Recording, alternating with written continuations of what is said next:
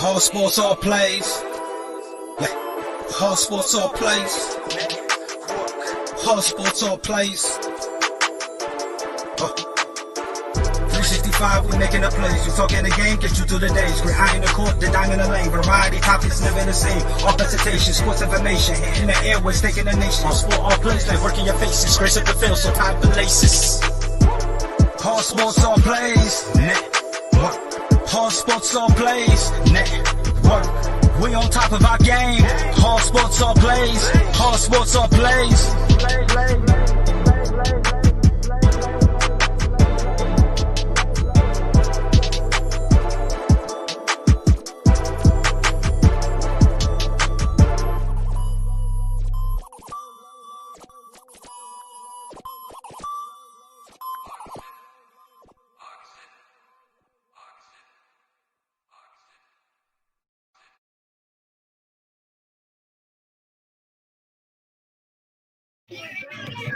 Ladies and gentlemen, boys and girls, children of all ages, welcome back to the ASAP Sports Network. And tonight, we are bringing you another episode of Between the Ropes. And everybody knows I am Ace from the West Coast, and I am joined tonight by none other than the man, the myth, the legend, known as his favorite wrestler, the Dragon Viper. But since he doesn't go by the Dragon Viper, somebody already has that name. We call him Mess Around Dave. How's it going? It's not bad. How you guys doing? I'm doing fantastic. How about you, Sarge? I'm doing great. How you doing? And, of course, we are joined by none other than, you see it, the Sarge. Now, let me tell you, it's not Sergeant Slaughter, but it's Sarge Slaughter Jr. That's what we call him, Sergeant Slaughter Jr. All right. How you doing tonight? You doing good yourself? Oh, doing great. Dad's going to be on Raw tomorrow night. That's right. All right. So with that being said, we got to do a little bit of housekeeping before we hop on here, before we get going with our topics. So the first ad that we need to talk about is we need to talk about Suzanne's Paparazzi Jewelry. It's Suzanne's Bling. It's 24-hour, 7 days a week available shopping. It's $5 jewelry for all ASAP Sports viewers. All you have to do is type in the code 160920 if you want that special code. All right, so of course, we also have our awesome T-shirts. As everybody can see, guess who's wearing one tonight? That's right, Mr. Mess Around Dave. He is wearing that patented ASAP Network T-shirt. So, Mess Around, tell me, how can you win one of those shirts? You can win one by watching our shows and getting engaged in the show. Comment, like, and share.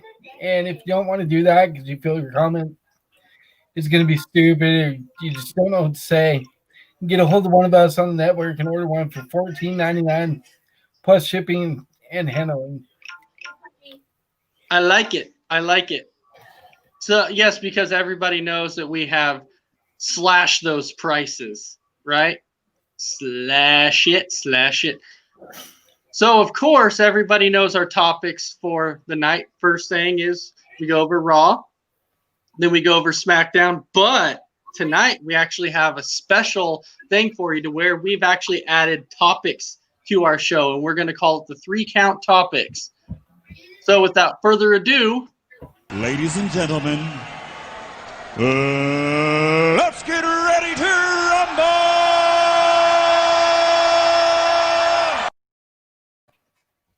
All right.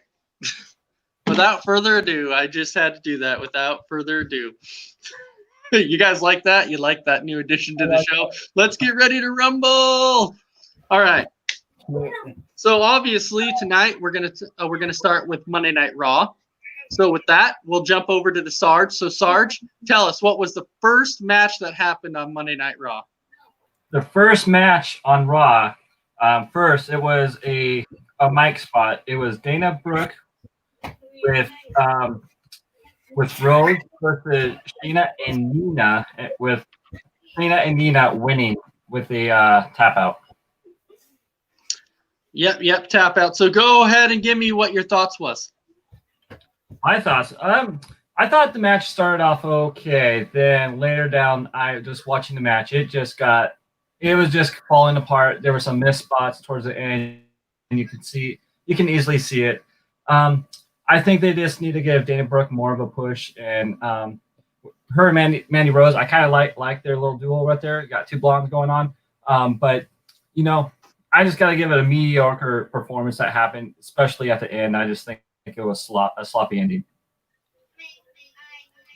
All right, mess around.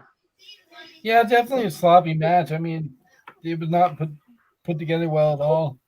I agree with Sarge on this. I do like the tag team of Dana Brooke and Mandy Rose. I think eventually they're going to get the tag titles, but it wasn't that exciting to me. It could have been better put together. I mean, obviously, the outcome that happened, I think we all saw it coming. I don't think it was a surprise in any way. Did you, Sarge? I don't remember. Did you tell everybody what the outcome was in that match? Yeah, it was I believe it was Dana Brooke tapped out to Shayna. Yes, to Shayna Baszler, yes, and her lock. So obviously that was something that we all saw coming. I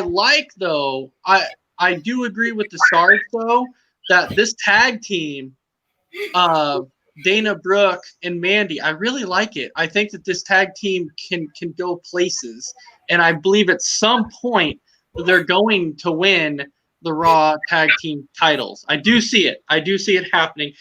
But overall, this match, yet again, we all know how Vince McMahon likes his big people. And I'm not talking about wide. I'm talking about, tall or whatever. We all know how Vince actually feels about them. So personally, me seeing two bigs in a tag team, that's not, I don't really like to see that, I like to see more of an athletic one with a strong one, because then you have the more athletic one. Then you have the athletic one that can come in, do their spots, make the match look really, really good, and then you have the strong one that can come in and kind of clean everything else up. So, I don't know. Do you guys like the tag team of Nia and Shayna personally? I don't. I think it's a little weird for me, to be honest. It's just weird. They're two. I want to say they're two power players on the women's wrestling, and for some reason it doesn't mesh well with me at all. But Mandy Rose and Dana Brooke, that team kind of mesh well. They kind of have like a good thing going on, and just like Shayna and Nina, it's just a random pairing. Messer, what do you think? Yeah, eventually these two are going to split. You can see it coming. They kind of bicker back and forth who's going to get the finish and, who the better wrestler is. So eventually I don't see them staying together too much longer. So we have an interesting comment actually from Brandon Herrera on the side here that says Vince don't really like bigs. And I'll tell you what, that's actually false, because when you look at the champions that he likes to use, a Roman Reigns, a Brock Lesnar, Braun Strowman, a Drew McIntyre, he likes a majority of the time, he likes bigs. That's what he does. He likes strong. He likes bigs. He's not really one of those guys that likes to push the more athletic, smaller individuals. That's more Triple H's style. That's what Triple H likes.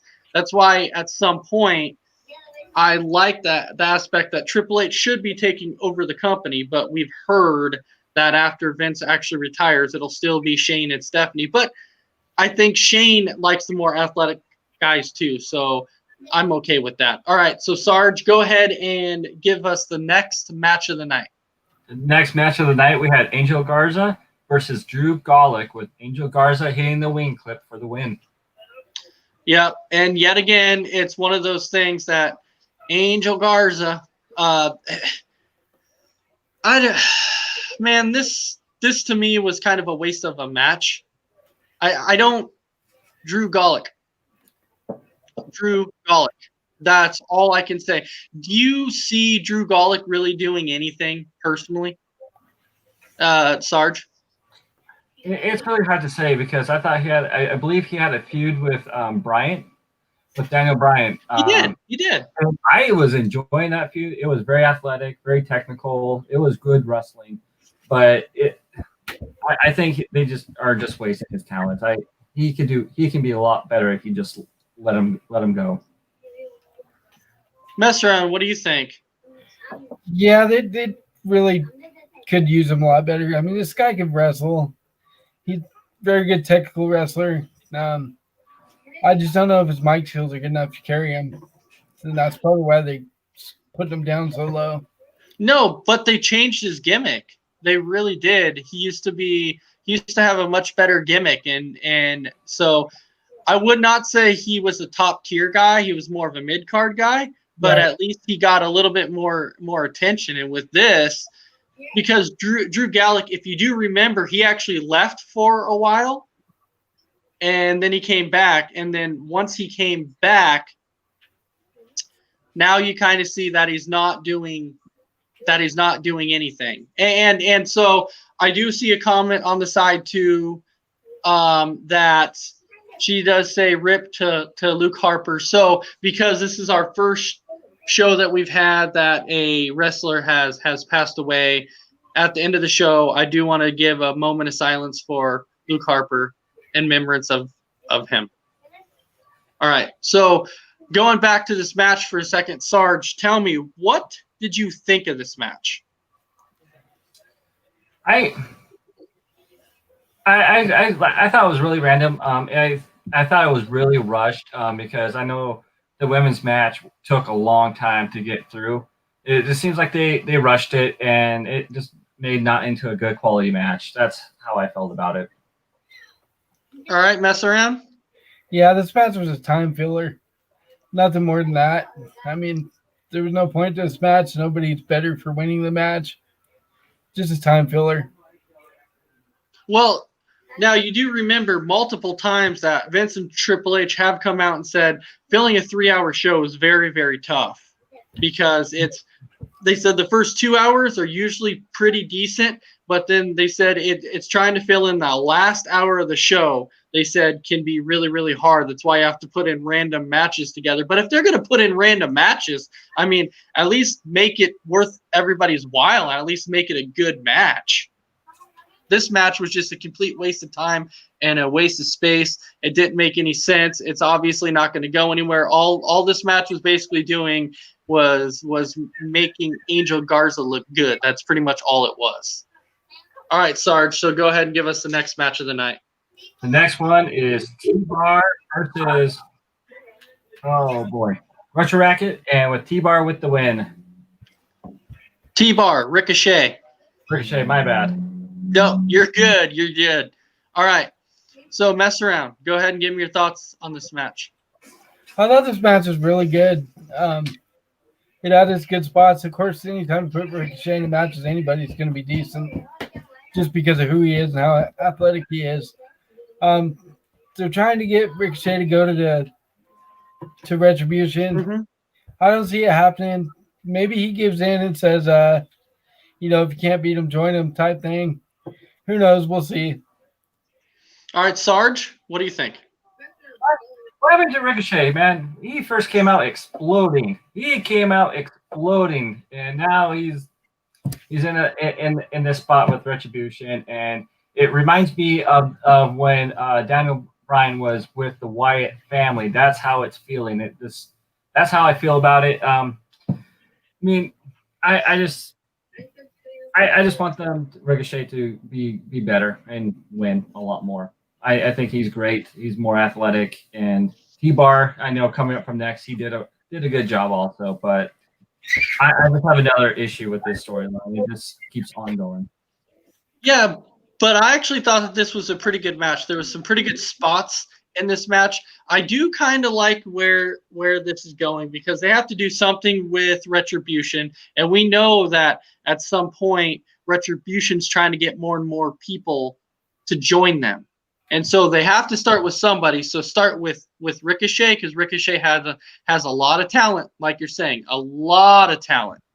And so I think with Ricochet joining, imagine Ricochet and Ollie and T-Bar. Imagine those individuals in a stable. That would be fantastic.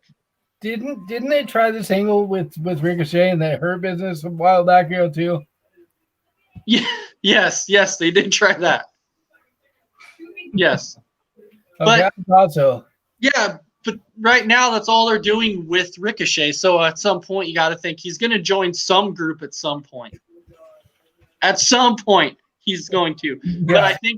But I think we're all in agreement that this was actually a decent match. This actually had some good spots in it. Even though Sarge feels like it's kind of a waste. But I don't know. I guess we'll like to see where this is going to end up. But I'm with you, mess around. If I remember right, you did say that you believe he's going to join or not. At some point, he's going to say you can't beat him, join him. Yeah, I think so. I think it's going to happen too. I think at some point he's going to join them at some point. All right, Sarge, go ahead and give us the next match of the night. All right, the next match is with MVP with the Ballin' Elbow with Bobby Lashley versus Matt Riddle and Matt Hardy, who somehow became the Hardy Bros. So I have to know, did anybody see this coming? No. When I saw the Hardy Bros, I thought Matt Hardy came back somehow, or they're like trying to do something with that. I was excited. Then it was Matt Riddle. I'm like, what the heck? But I will say I like this tag team only based upon that they both have in-ring skills. So I like this tag team because we know that Matt Hardy is not going to be back. We know that. So, and Jeff Hardy is more of a tag team guy himself. He's more of a tag team specialist. So you got to pair him with somebody that's got kind of the same talents as Jeff Hardy, and who's better than doing that than Matt Riddle. He's the next up-and-comer at some point. I think Matt Riddle will be a main eventer. This was a good match. So on this one, I'll go ahead and I'll start with Sarge. Sarge, what do you think of this match? All right. First of all, Hardy Bros. I got to go off of that first. First of all, I don't think you should call them Hardy Bros. Matt Riddle, you have not earned the name to be associated with Hardy. You have not climbed that ladder or scaffolding and jumped off it 15 feet with a swanton bomb on top of somebody who's laying against a ladder. That's all I'm going to say right there. But I believe the match was great. It was a good match. I kind of wish Bobby Lashley would use his power more with his moves, with the spears and everything else, instead of using the Hurt Lock. It's just a full Nelson. Remember Chris Masters? He had the Master Lock, same move. But all in all, I mean, I got to see the ball in the elbow. I mean, I kind of enjoyed that a little bit, but it was a pretty good match. I would give it a B if I have to grade it. What'd you think of the ending? Confusing. Confusing. Yeah, was that when R-Truth came out again? Yes. I looked at it a few times, and I was like more sidetracked with R-Truth coming out and running around and stealing presents and all those shenanigans. But you know, I'm starting to like the Hurt Business. What they remind me is a modified Evolution. The way it's going actually, because you already got titles. MVPs like Ric Flair there, and Bobby Lashley's Triple H, and you got you got Alexander, and who's the other guy again? Shelton Benjamin. And Shelton Benjamin as Orton and Batista. That's how I feel about the Hurt Business. I like the Hurt Business. I like it. All right, mess around. What do you think? Yeah, I liked the match. I thought it was a good match, and I thought the best spot of the match was when Truth came out. Honestly, that cracked me up. I loved it. I thought it was predictable the way it was going to end. I figured the Hurt Business would win with Lashley using the Hurt Lock or whatever he calls it. I really like Matt Riddle. I think he's going to be good. And Jeff and Matt as a tag team, I think eventually they could be tag team champions. Oh yeah, because this is a very talented tag team. The ending was definitely to me was the ending could have been better. I don't like the whole just the Nelson chokehold. It's just so weird because there's so many different things that Lashley could do besides a chokehold. It just makes no sense to me whatsoever. Mess around. What do you think about his finisher? I think he needs to do something else. I mean, he's got the MMA background. Why not use that? Well, because that's something that you would see Brock Lesnar doing. Well, I get that, but he's such a powerful guy. He can do anything besides that stupid full Nelson. Thank you. Thank you. Yes, we all get it. All right. So, Sarge, what was the next match of the night? I don't know if we can really call it a match. It was Gran Metalik versus Jackson Riker, with Riker winning with the chokeslam. I don't know. It was weird. It was weird because you had Elias sitting on the turnbuckle singing, or I wish he would have broken out into a song at least. I mean, it would have been better. So your opinion of it wasn't really a match. It was more weird. It was more weird. They call it a match. I mean, it was weird. It's like, why is Elias on the turnbuckle doing nothing? You know. All right, mess around. Give me your opinion. Yeah, that was just a match to showcase Riker and to give him some time so people can see how he wrestles and how he performs in the ring. It was a squash match for sure. I mean, did you really see anything different? Because that's generally what they do when they bring in a bigger guy at first. They have to build him up. So, but the thing is, to me, is when they do things like this, the thing that doesn't make any sense to me is when they put him against these other guys. They don't bring him in and put him against a big guy. They usually put him against guys that they pull off the street, or put him against smaller guys, and they're like, oh, look at this dominant man. What? Really? Dominant? He just the guy's 350 pounds and he just beat a 175 pound guy. Well, what do you think? I mean, wow. Congratulations. Well, they did the same thing with Braun when he started out. Remember, he had those handicap matches against no-name guys. Mm-hmm. And man, he's so strong. And they did the same thing with Ryback and a bunch of the bigger guys. So obviously there wasn't really too much to talk about in this match because it was basically like everybody was saying, a squash match, just nothing to go off of besides Elias just sitting there in the corner doing nothing. All right, Sarge, next thing of the night. We got Asuka with Charlotte versus Peyton Royce and Lacey Evans. Yep. I'll tell you what, this was actually a very, very – I like this match. This was a very, very, very good match. This shows talent all around the ring in this match. And I know, Sarge, I know how you feel about Peyton Royce. You said it, that you don't think she's quite there yet. But I think she actually is talented. Personally, I think she's talented. So that's why I really, really enjoyed this match, because they have talent everywhere. Mess around. You can start out with this and tell me what was your thoughts on this match. I liked the match. I really did. It was a good match. I figured that Asuka and Charlotte were going to win because they just got the titles. But to me, the big takeaway of this match is at the end how they fought over who was going to tag in and out. Uh-huh. So they're going to break up another tag team way too soon before they even get a chance to get going, I think. That was my big takeaway from the whole match. Well, mess around that when this type of stuff happens, it's generally because they want to give somebody a push. That's generally why they end up doing it. So, yeah, so obviously one of them, they're looking at this going, okay, one of them is going to end up getting the number one contender against Asuka. One of them's going to. And we've seen it in Lacey Evans before, to where she's gotten a ton of title shots. Will it be Peyton Royce's turn?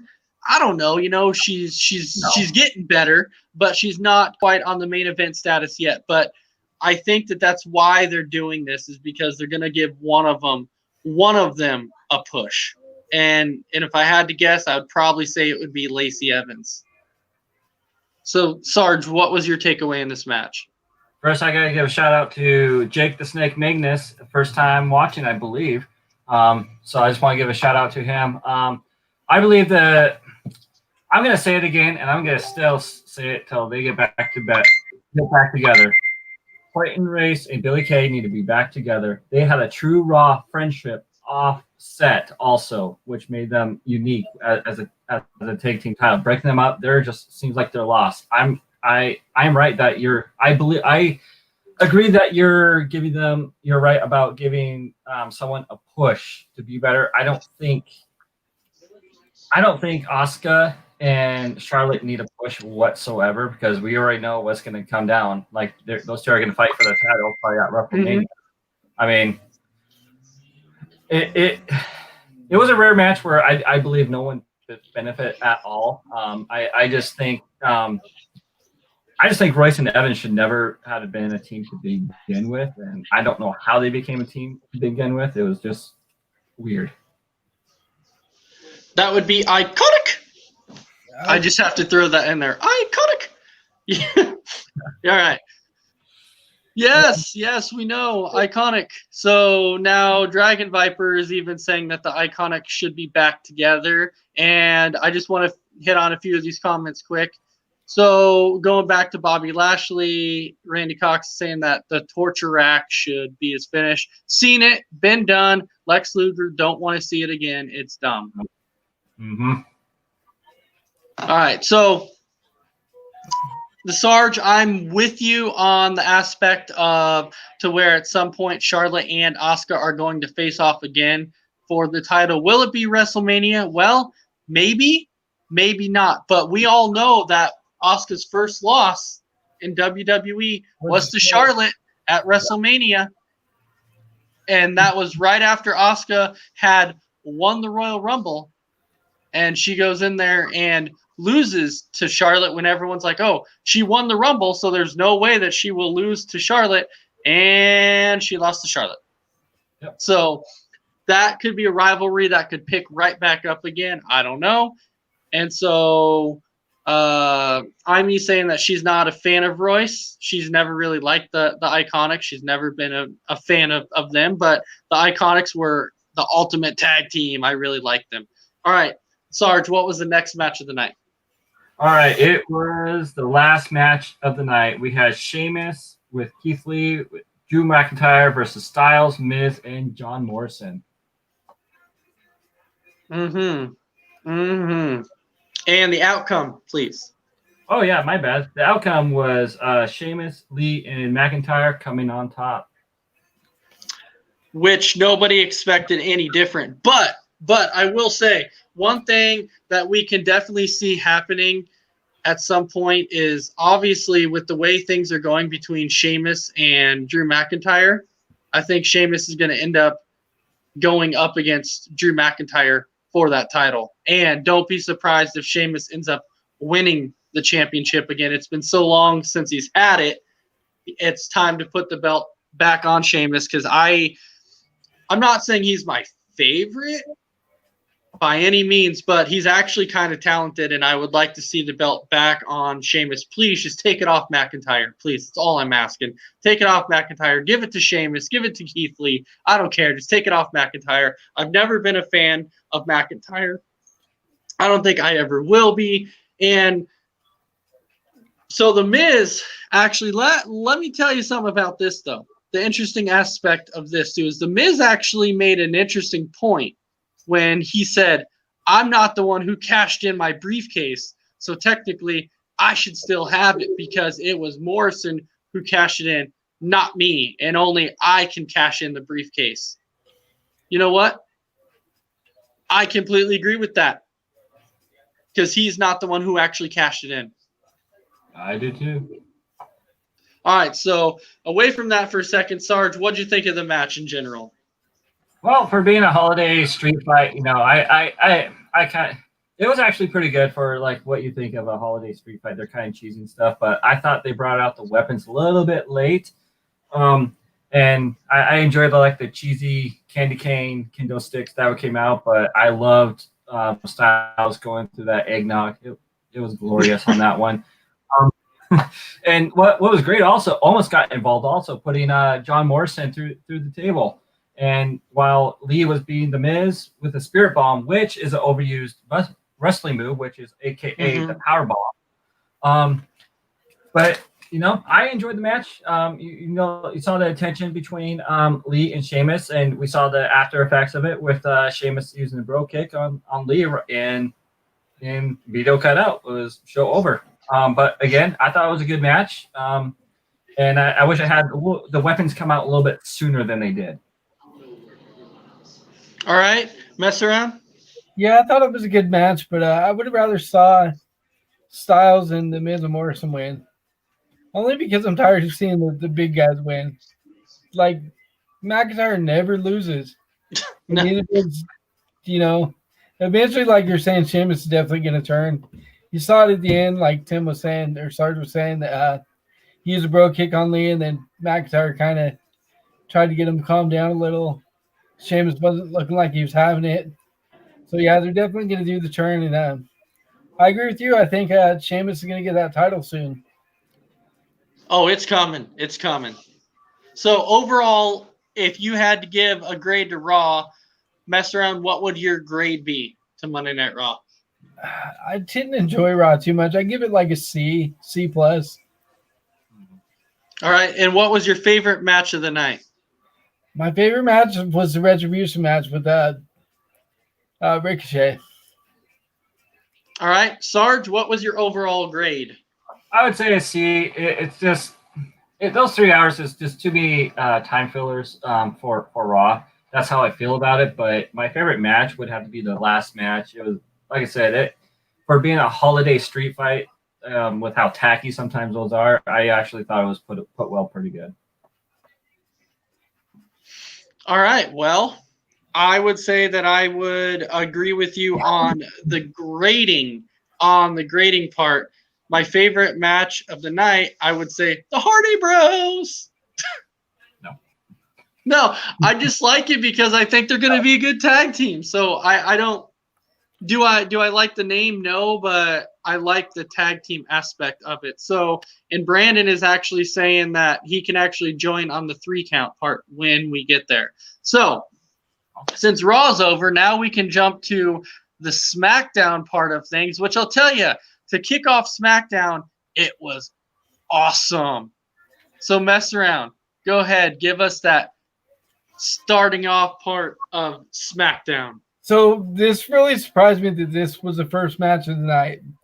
I thought this would be main event, but it kicked off the show. So we have a steel cage match for the Universal title. Roman Reigns versus KO, with Roman Reigns winning. Man, I'll tell you what, this match, to me, I was actually super excited about this match.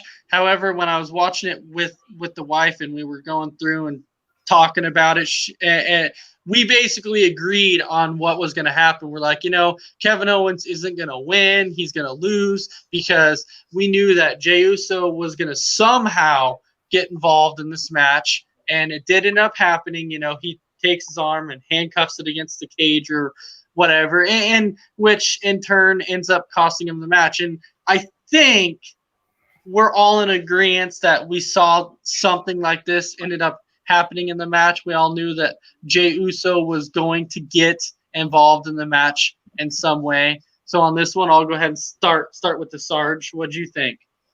Man, these two guys, they went through a TLC match, and now they're going through a steel cage match. That was awesome. Even though this show is pre-tape, I did not look at anything up to see who won or not, so I was actually going in blind, but it was pretty predictable who was going to win. But the match was exciting. This was like a mini pay-per-view that SmackDown put on Friday night. I enjoyed it. I knew Jay was going to come in sooner or later, but how? I don't know. I kind of liked how he handcuffed Owens to the cage, and Roman Reigns proves why WWE should go from PG to PG-13 when he said those little words to Kevin Owens walking out of that gate. Mm-hmm. All right, mess around. What did you think? Oh, I enjoyed this match. It was back and forth. You had KO kicking out of a Superman punch, out of the spear. Only their Reigns kicking out of a pop-up power bomb, a stunner, and then the ending with Uso handcuffing him. It was a great match, very well put together. I figured, like you guys said, Jay was going to evolve somehow, just didn't know how. I liked the match. It was a good match. It truly surprised me. I'm with you guys on the aspect that it truly surprised me that this was the first match of the night. I was not expecting it when SmackDown started. I'm like, why is there a steel cage out? And then they go, it's for the championship. I'm like, really? Right off the bat, they're doing this right now. That to me was crazy. Now, I think I can see where this is going. I was complete, and I think we were all wrong on the aspect of that Jay was going to turn on Roman Reigns. We haven't seen it yet. I don't want to completely get off that to say that that's not going to happen, but I can kind of see now to where they're going to give Kevin Owens some kind of match to where Jey Uso cannot get involved in any way, or Reigns will lose his championship. Like maybe get him put inside, like how they've dangled a shark take above the ring a couple times, or maybe a Hell in a Cell match or something like that. I would honestly like to see, or the Punjabi prison match. I remember that too. That was pretty cool. So maybe we'll end up seeing something like that. Maybe. I don't know. I Hell can in see something. Hell in a Cell. All right. Hell in a Cell. So mess around. What was our next match of the night?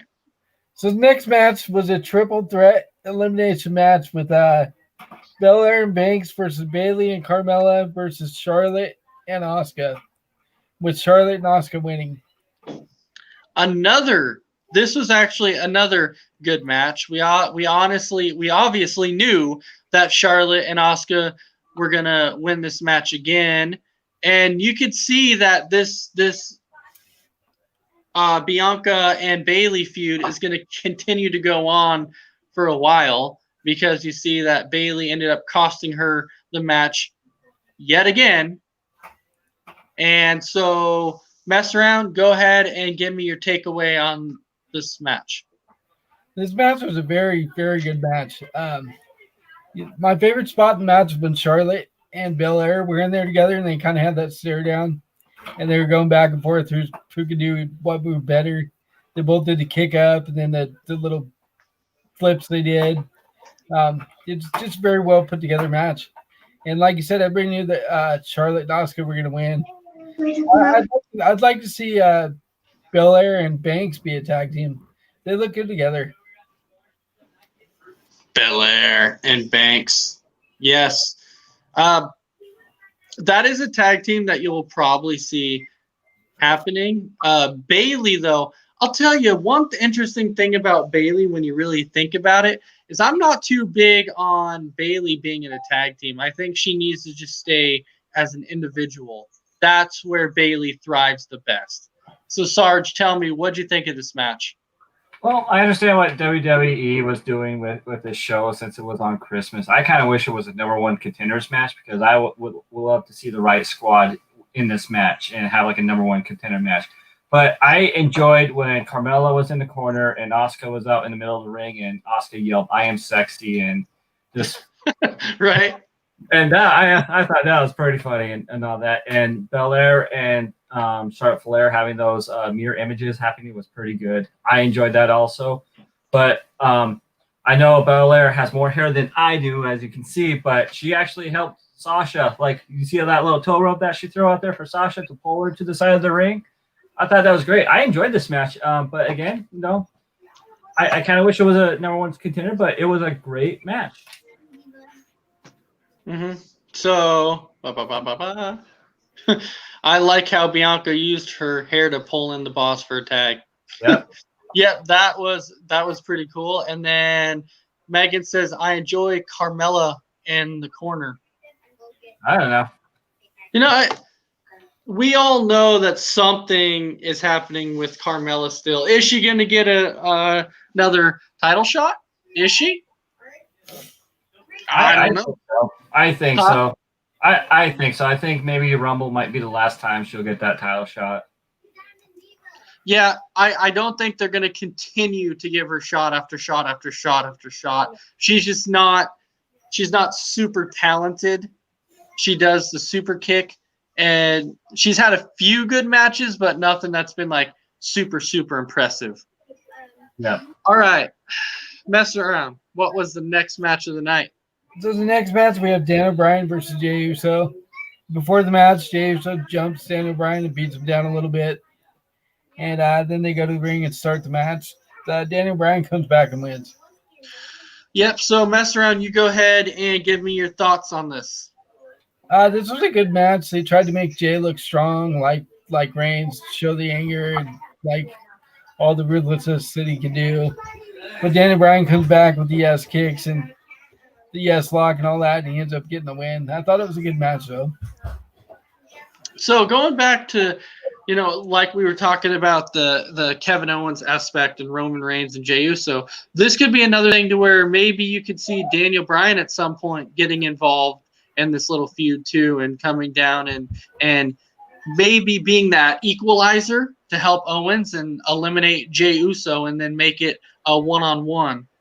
All right, Sarge, so go ahead and take it away. What'd you think?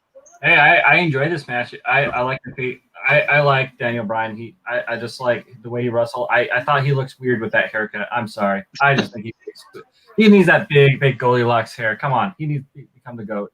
But anyways, I thought it was a great match. I think after the match, Bryan declared himself for the Rumble already, and I think that now Bryan might win the Rumble. Because if you can remember back in 2015, I believe it was, Roman Reigns cost down Daniel Bryan at the Rumble and the championship as well during that time. So I think there's some payback coming. What you're seeing now with Daniel Bryan's hairstyle, I think it's kind of interesting. But do you like this style better, or do you like the Planet's Champion style better? You remember when he was the Planet's Champion? And he walked around with that weird looking belt. And he's like, "I'm the Planet's Champion." I would have to go with the Planet's Champion. It would be better than what it was that night. Man, he had the dad haircut of like he had a dad haircut. That's what it looked like. Right. So mess around. What do you think? I don't know. I think the haircut he has now is probably something his wife wanted him to do. That's the only way I can see him having that kind of haircut. Yeah. Yeah. I like planets look better though. So Randy is saying that the Planet's Champion gimmick was a joke. I mean, it wasn't horrible. That was bad. If you remember though, that was when he had Eric Rowan in his corner also. Yeah. He was the Planet's Champion and had Rowan as his little sidekick. How did Rowan last so long in WWE? It just amazes me. Yeah, Rowan did, but Harper did not. I don't. Yeah. I don't get that. All right, mess around. Next. Let's see. Next is a final match tonight. We had Big E versus Sami Zayn for the Intercontinental Championship in a lumberjack match with Big E getting the win. Big E, he's finally getting that individual push that we saw coming. It is the Intercontinental title. It's not the big championship yet. It's not the WWE championship, but it might happen at some point. But this is exactly a good way to start. And I knew that since they were putting a lot of titles on the line on SmackDown, I knew somebody was going to lose it. And so I figured if somebody on that night was going to lose it, it was going to be Zayn, especially since they put it last. I figured, I'm like, it's the last match of the night. If anybody's going to lose their title, it's going to be on the last match of the night. And it was that Big E finally got the Intercontinental Championship. He finally got what he deserved. It was a good match. And I like the aspect that they made it a lumberjack match. That was the best part of it. That was awesome. And I love the part of the match to where Sami Zayn tried to take off up the ramp, and I'll tell you what, that was a heck of a tackle. You want to talk about a tackle? I think it was, who was that did that? I can't think of right off the top of my head who that was that made that tackle, but that was like an NFL. Huh? Apollo Crews. Yes, I'm like, that was an awesome tackle. He chased him down, grabbed him, and tackled him, and then they carried him back and threw him back in the ring. I was like, yes, at that point, I knew Big E was going to win it at that point. It was a great match. I'm glad they did it. Congratulations, Big E. You finally got what you deserve. All right, Sarge, tell me, what'd you think of this match? About time.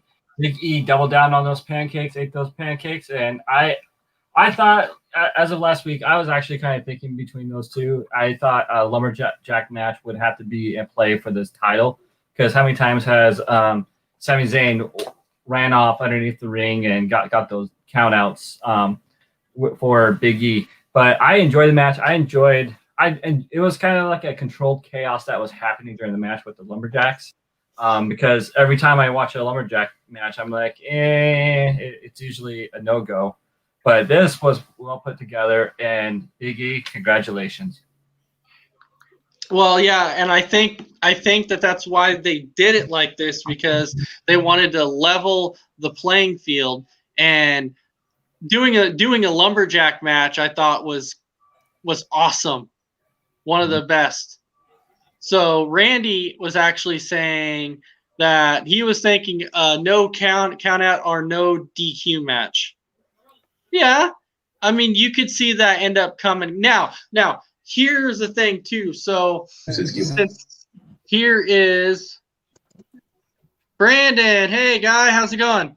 What's up, guys? Just out in my car. Just got off of work, letting it warm up. Thought I'd join you. All right, cool. All right, so when we're talking about this last match between Big E and Sami Zayn, do you guys see Sami Zayn entering the Rumble? I do, but I kind of had a sneaky suspicion. I don't want to say that he's going to win it. I don't think he's going to, but who knows? It could be really, really weird. Like, they could put him in as like one of the final four. What do you guys think? Mess around. What do you think on that? So going back to that match with Big E, my favorite part of the whole thing wasn't even the match itself. It was before that backstage with Street Profits. And they're like, hey, we got a gift for you. And he's like, really? And he gives him that shirt and it says, I was Intercontinental Champion. That was awesome. But yeah, I can totally see Sami Zayn being one of the last four, or even being one of the like first 10, and then hiding out under the ring until like the last guy's in the ring. Yep. Yeah, I could definitely see that. Yeah, I think Mess Around nailed that one. He'll find some way. He will find some way to do this. I guarantee it. Yeah. I don't know. I'm not saying he's going to win it, but he's going to find some way to stay relevant in this match for as long as he possibly can. It's going to be like, oh, Sami Zayn still in this? I forgot he was even in it. And he goes up underneath the ring. So, do you guys have anything left to say on SmackDown? I thought it was a great show. For me, I'd give it an A+. Every match was good. It was way better than Raw. All right, Sarge? I would have to give at least a high B, low A, just a predictability of the matches, but it really kicked Raw's butt. Like I said, it was like a mini pay-per-view. I enjoyed it. This week was great. I loved this week's SmackDown. Whenever there's a championship on the line, I love it. All right. So hold on here. We have a comment from Arfield saying, what all sports do you talk about? All right. Well, just in general, tonight's show, Arfields, this is strictly Wrestling Tonight. However, we have a show every single night of the week, and we actually talk about every single sport that there is. We have Real Talk, that's mainly basketball and football, but then we have Sports Minute that talks about virtually every sport, and then we have Jock Talk, which covers strictly all college. All right. So now that SmackDown and Raw is out of the way, how about we jump into our first thing of what we call 3 count. It's our 3 count topics. So we go 3 different topics, and our first topic tonight is actually going to be, what current superstar do you think is underused, and how would you use them? So with this one, since Brandon Herrera came up with the topics with this one, I'm going to go ahead and I'm going to start with the man with the plan. And Brandon, you tell me, what superstar do you believe is being underused? God, I think to a point, I think Elias is being underused. He's here, he's gone. You know, he's yeah. So I just think it's Elias. The way I would use him is God, it's tough to say. I mean, you know, kind of like I'd say Rocky when he was like with the Nation of Domination, kind of, or when before he turned to him, you know, just kind of like a cocky guy that comes out and you know, something like that. But I think Elias is being underused. All right, so mess around. How about you? I was gonna go with Shinsuke Nakamura, but I'm not gonna do that because he's had his chances. I'm gonna go with Ricochet. Very athletic, very talented. They need to do something with him other than putting him in these little feuds with these factions. I think this guy could be a very good mid carder, like a United States champion. I don't think he'll ever get the push to be a title holder like the Universal or Heavyweight because, like you alluded to earlier, Vince does not like small guys. So, but if it was me, I'd definitely give him a push. All right, Sarge. I would have to agree with Elias, but that's not my pick because we all remember what WWE stands for, Walk with Elias. But my person, Elias. yes, I love that. But I would have to say Cesaro. I mean, I love that guy. I love the swing that he does, the uppercut. I think he should at least have a championship underneath his belt, world title, at least one. But I just think he's just stuck on the mid cards. He's like a Ziggler. He's just stuck on the mid cards and can't get up because he's not a big guy.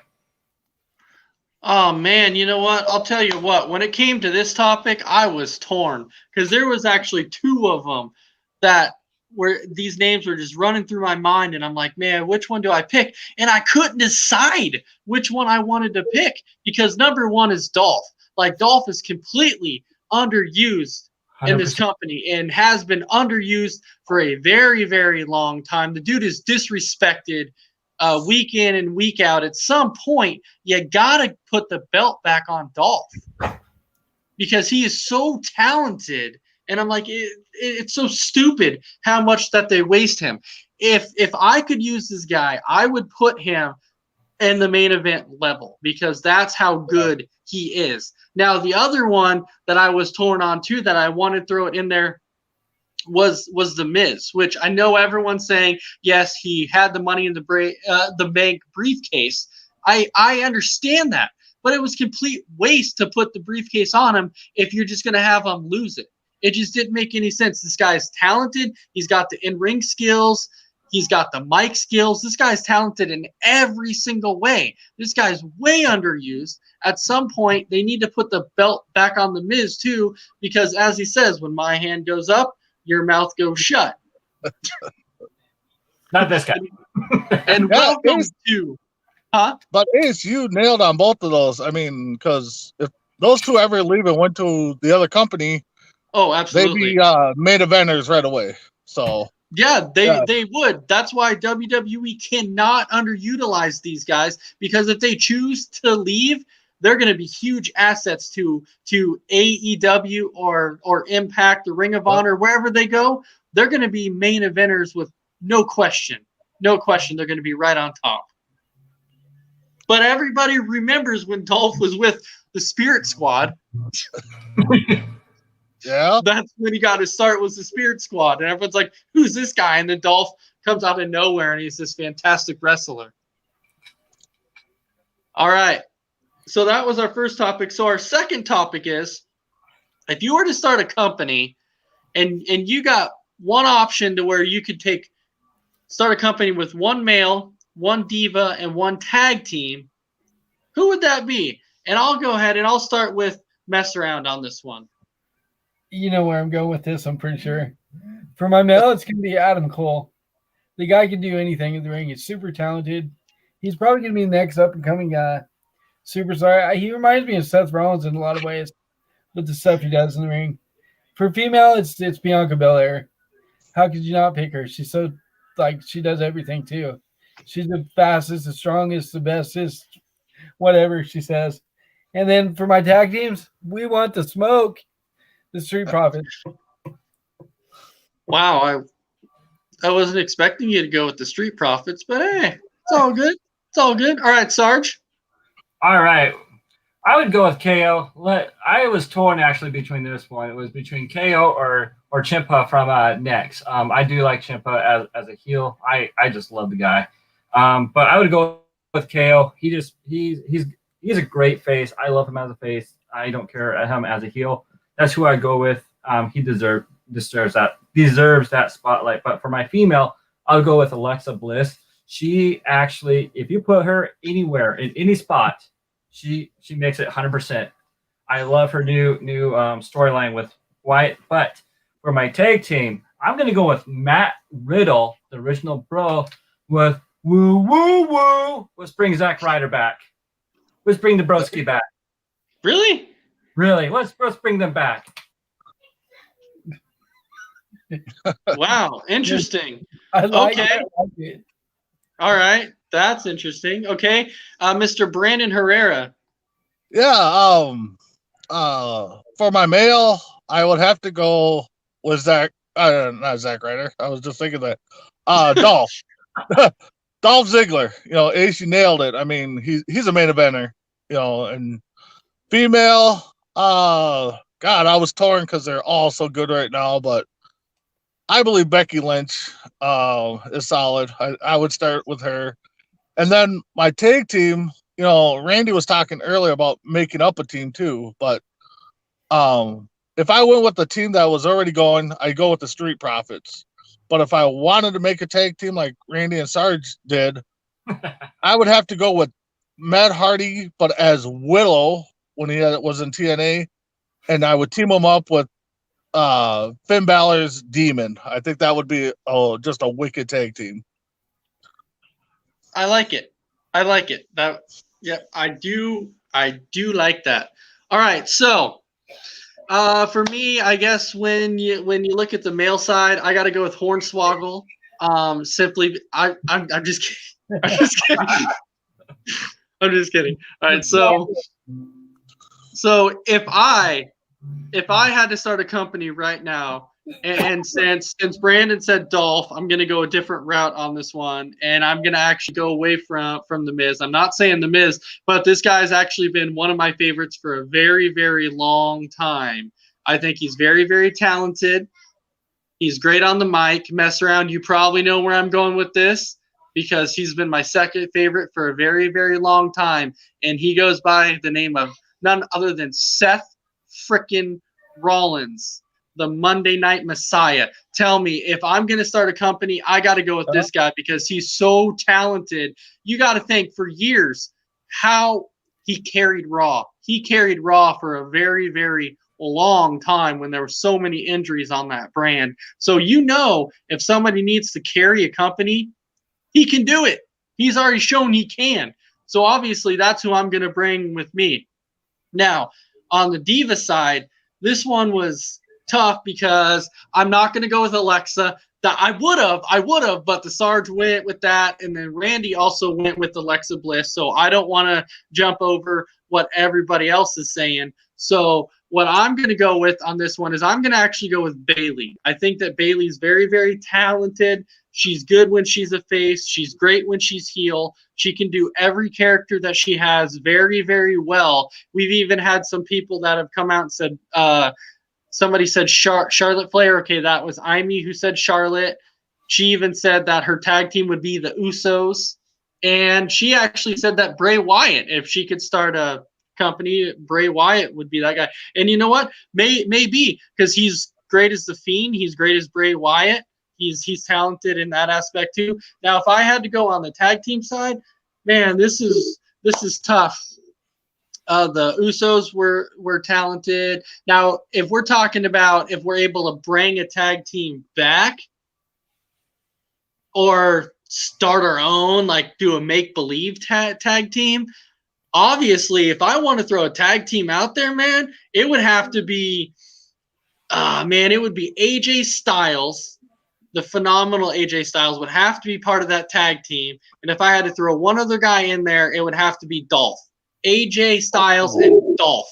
That would be a killer tag team because those guys are so talented I would love to see them. So if they would be like, yeah, we'll be a tag team, that's who I would bring on my side to be a tag team. Come and get my company because you guys are not taking that crap down because I'm running away with this.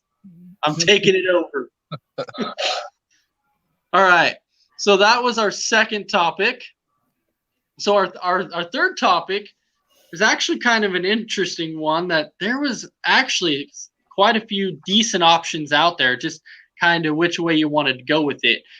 And our third topic of the night was actually the best father-son combo. So in the old bloodline, that's what we're talking about here. So with this one, I'll go ahead and I'll start with the Sarge. So Sarge, go ahead and give me your top 5.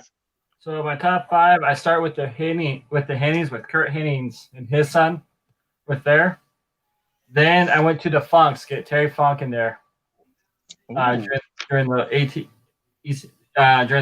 ECW era, and before that, also Devon E. Riches. I don't know if you guys heard of them, but a tragic story, but very phenomenal wrestlers from a very phenomenal family.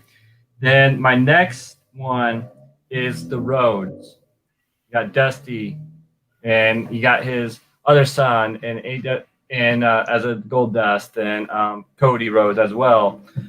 Then my last one, combination of 39 titles together: the styling, profiling, limousine riding, jet flying, kiss stealing, wheeling and dealing, son of a gun, the Flares. Woo! Yeah, I figured, everybody's going to probably have them at number 1, I'm assuming. All right, so the man with the plan, Mr. Brandon Herrera, you go ahead and tell me who you got. God, honestly, I thought I was going to be old school, but Sarge, I think we got like 3 of the exact same, maybe not in the same order, but, I went with the Roses at the bottom. Solid, like you said. Dustin and Cody both, are great offsprings. I went with the Flares at 4, Charlotte. And honestly, I think if his son was alive, I would have ranked him a lot higher. His son, Reed, was amazing. Number 3, I had the Von Erichs. When you said that, I just was throwing that you even said that. But yeah, all 4 of those boys and Fritz were amazing. But like you said, tragic story. I'm gonna go with number 2 being IRS, Mike Rotunda and his boys, Wyatt and Bo Dallas. I like the way the Fiend's coming around, and I actually was a fan of IRS back in the day. And then my top, I gotta go with Rocky Johnson and The Rock. Those guys, Rock alone was dominant in his day, and Rocky Johnson, was a legacy. So I'm guessing I came close to what Ace has. So that's my top 5. All right, mess around. Okay, so number 5, I got Vince McMahon and Shane McMahon. Oh, I got to throw them in there. Number 4, I got The Rock and Rocky Johnson. 3, I got Bob and Randy Orton. 2 is the Von Erichs. And number 1, Charlotte and Ric Flair. All right, you know what I'm going to do with mine? I'm going to take it and throw it like that because You know that look you're giving? That's how Patrick Mahomes steals the MVP from Rodgers this year. That's your look you're giving. Oh, wow. That's not going to happen, bro. That's not going to happen. All right, so was saying that, honestly, like everybody pretty much took my whole 5, and so I was trying to. Well, yeah, which I was trying to make one of them a surprise, and then I couldn't even do it because you chose the IRS and Bray Wyatt and Bo Dallas. So I couldn't do that. I'm like, man, that's going to be in my top 5, and people are going to be surprised. And then here comes Mr. Brandon Herrera, the man with the plan. He comes out and goes, "Oh yeah, in my top 5, I got IRS and Bray Wyatt and Bo." I'm like, you got to be freaking kidding me. And then along comes Mr. Mess Around Dave. Oh, I got Vince and Shane. Of course you do, because why not? And then obviously, right? Why not? Why isn't he going to come on and steal my other guy too? And then And then obviously one of them was going to be stolen the whole time because everybody was going to have the Nature Boy and Charlotte Flair, because how could you not have them on there? And I'm like, you know what? Dang it. My whole top 5 just completely ruined. It was going to be a big surprise, but now I can't do it. Dang it. I'm so disappointed. I mean, yeah, like Sarge said, I mean, there's a lot out there we could have chose from. I mean, Oh, you know, absolutely. you got Bruno Sammartino and his boy. You got I mean, many of them. I mean, you know, Vince, I was actually surprised Messerov threw that one in there. I didn't think anybody was going to, you know, and Which one? The Shane and Vince one? yeah. How could you not? I mean, Well, you got to look you're at right. You know, I was thinking more. I thought, you know, it'd be kind of like an honorable mention, be like number 6, but no, I mean, I can see why you guys put him in there. I mean, you could even put Vince's dad in there and went all 3 of them. I mean, realistically. So, I mean, they made WWE what it is, you know, so. Well, I would say more along the lines of yes, because Vince did inherit it from his father, but Vince had this vision, and Vince is the one who really took the ball and ran with it because he had this huge vision and he did it. He went across states. I don't know if you guys ever realized that when WWE started, it was actually broken up into various regions, and it was. Yeah, and it was supposed to be to where everybody was supposed to have their own region. And then Vince came, and Vince is like, nope, I'm taking it all over. And then Vince came down and was like, I'm taking it. So he came in and he took it all over. Along the lines of that, Vince, you know, now he wanted WrestleMania. His dad said, nope, never going to work, nothing, nope. And so Vince is like, I'll show you. And, you know, if it wasn't for Vince, you know, going over his dad, WrestleMania wouldn't be WrestleMania. I will say that Vince has had a lot of brilliant ideas, but his thinking right now, talent-wise, and putting the belt on people, to me, are very, very questionable at this time. And the people that he pushes at this time to try and push down our throat, very, very questionable. Yes. If I had to say anything. So maybe at some point it'll change, and when Triple H or Shane for that matter takes over, maybe things will change and different people will start getting title shots, which I think we're all hoping for at this point in time. But I don't want to take anything away from Vince. He's been very, very successful, and Shane is next in line. He's going to be there too. And of course, Stephanie McMahon, I mean, she's, you know, born into that. But now going away from that for a second, think about Triple H, dude. This guy like married into like a fantastic, like it was kind of just like, oh, you're marrying my daughter? Okay, here you go. You have NXT. So how lucky is this dude that he gets married into the business and just gets a whole bunch of it, just gets a chunk of the bit. That's crazy. That's what you call a man with a plan. Yep. Yeah, that's definitely a man with a plan right there. So there was a comment I think Randy posted about the Mysterios. What do you guys think? I mean, no, you can't because Dominic is too new. He's too new and he sucks. I'm sorry. I was actually considering the Chavos. You know, the Guerreros, you know, I thought about them too. And Shane McMahon, he's probably at or AEW about to buy them. What happened to WCW? You know what? That would be funny, though, to go back to that whole thing again, like they did with WCW and WWF when Vince is like, I'm about to buy WCW, and Shane is like, I just bought it out from underneath you. You know, and, you know, it's funny you guys brought that up because I've been thinking about that for a while, but I was thinking, okay, we all want Vince out.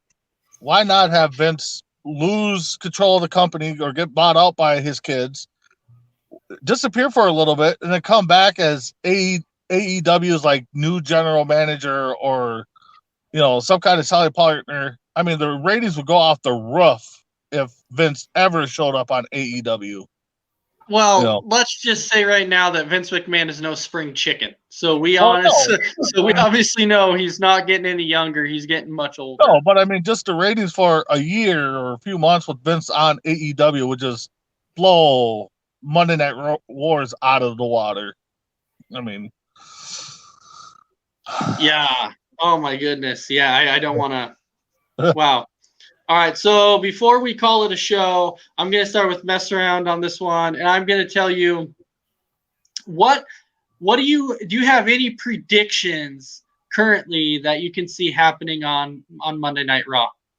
On Monday Night Raw, just the one we touched on earlier with Sheamus and McIntyre.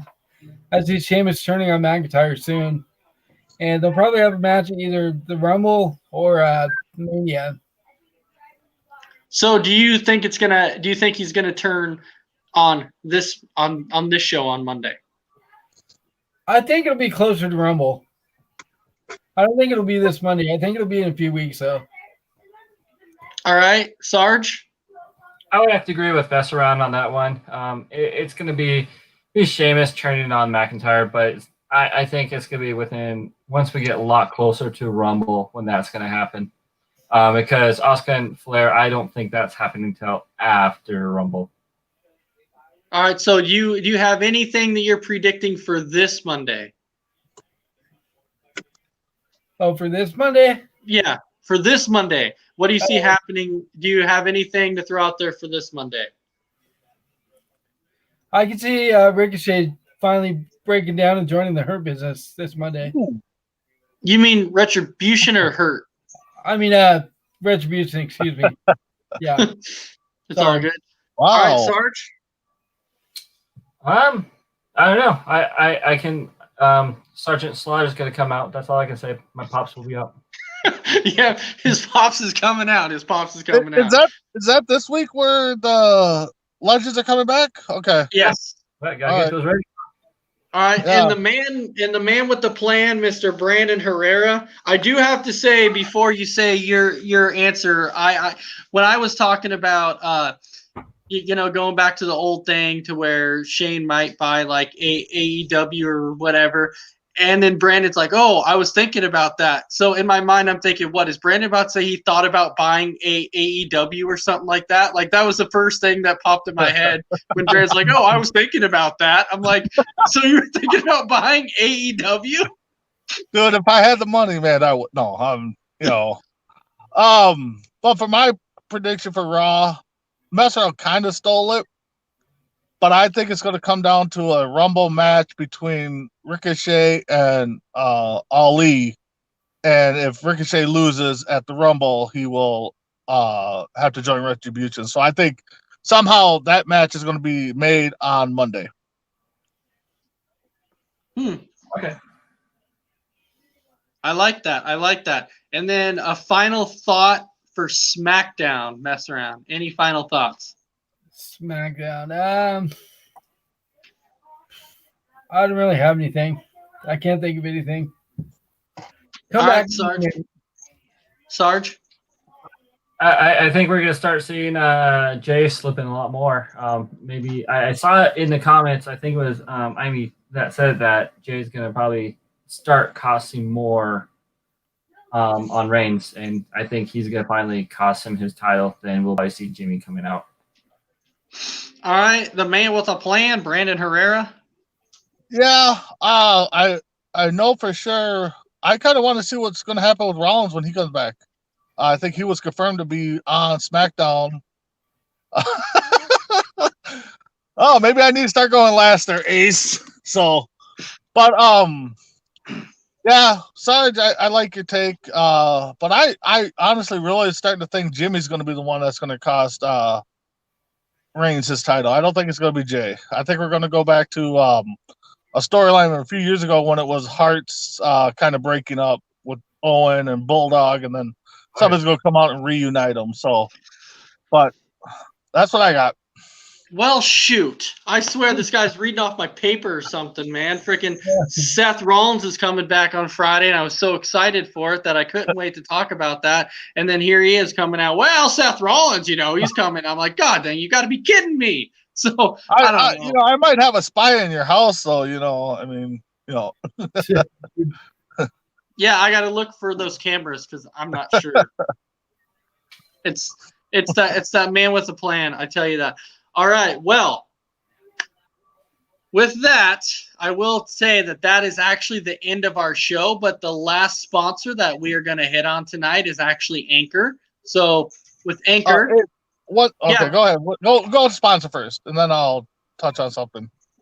All right. So Anchor, just really, really quick, if you are not able to watch our show tonight and you want to listen to it, you can go to Anchor and you can download the audio to it and you can actually listen. The only difference is you cannot see us, but you can hear everything we're saying. Or if there's just a certain part of it you want to listen to, like maybe our 3-count topics, well, you can fast forward through everything else and you can catch our 3-count topics. Because I think that these topics were actually pretty lit tonight. I really, really enjoyed them.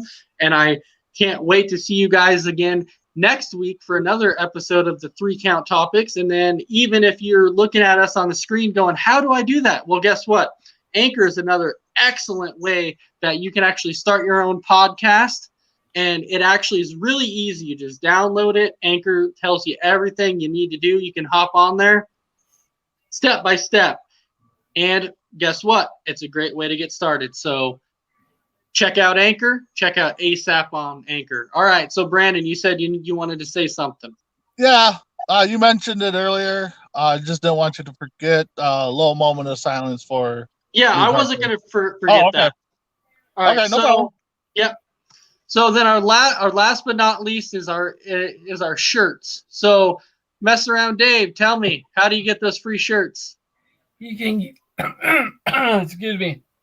You can win one by becoming the viewer of the month by commenting on any of the shows on the network. If you're too afraid to comment because you're afraid your comment might sound stupid or whatever, you can always get a hold of one of us on the network and buy one for $14.99 plus shipping and handling. All right. So thank you very much for that. So before we end up calling it a show, we're going to go ahead and we would like to give a moment of silence for Luke Harper. As everybody knows, if you're a wrestling fan, we got the devastating news that Brody Lee, aka Luke Harper, has passed away. And so with that, we want to give him a moment of silence. So please, if you are watching the show right now, let's respect him and give him that moment of silence, and that's going to start right now.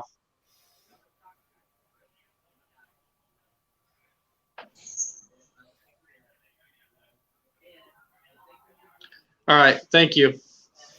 Yep. All right.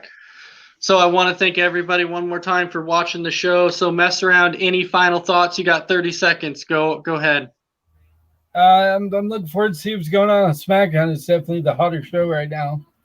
I can't wait to see what's next with the KO Reigns storyline. That's pretty much it. All right, the Sarge, you got 30 seconds. Go ahead.